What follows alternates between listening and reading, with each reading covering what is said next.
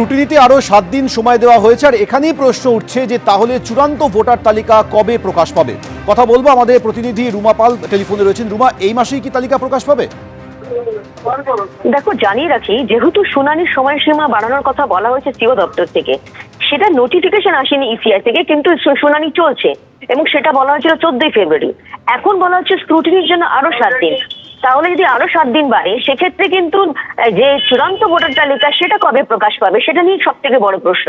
CO দপ্তরের বক্তব্য যে 28শে ফেব্রুয়ারির মধ্যে যদি চূড়ান্ত তালিকা যদি প্রকাশ না পায়, সেক্ষেত্রে কিন্তু আবার তোমার বিধানসভা নির্বাচনে যে নির্ঘণ্ট প্রকাশে কিন্তু অসুবিধা হতে পারে, সেটাও কিন্তু কমিশন সূত্রে খবর।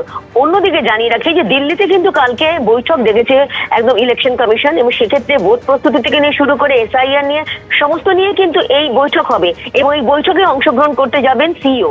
এবং সেক্ষেত্রে শুধুমাত্র এসআইআর এর যে চূড়ান্ত ভোটার তালিকার সাথে সাথে এবং যে চূড়ান্ত যে একেবারে ভোটার যে নির্ঘণ্ট প্রকাশ, এটা নিয়ে কিন্তু আলোচনা হবে।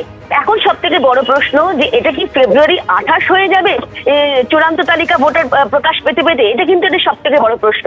এবং যেহেতু আজকে সুপ্রিম কোর্টে মামলা ছিল, এখনো কিন্তু কোনো নোটিফিকেশন ইসিআই তরফ থেকে আসেনি।